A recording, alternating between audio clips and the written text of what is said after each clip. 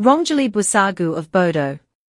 Bwisagu, or Bwisagu, is the most important and cherished festival of the Bodo community in Assam, marking the arrival of the Bodo New Year and the onset of spring.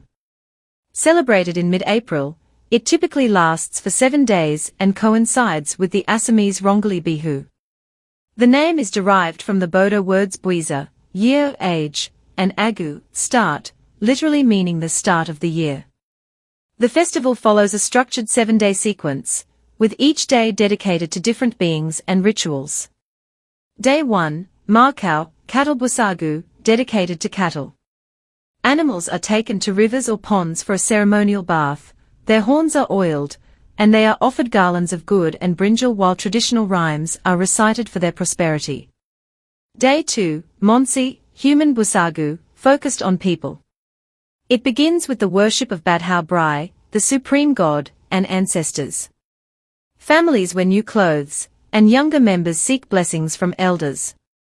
Day 3 to 6, Animal and Bird Days. Subsequent days are dedicated to different animals: dogs, Sima, swine, Oma, fowl, Dao, and ducks or other birds.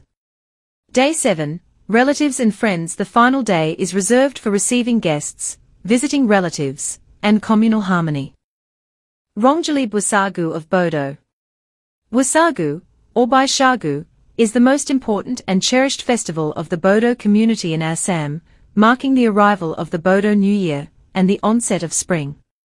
Celebrated in mid-April, it typically lasts for 7 days and coincides with the Assamese Rongjali Bihu.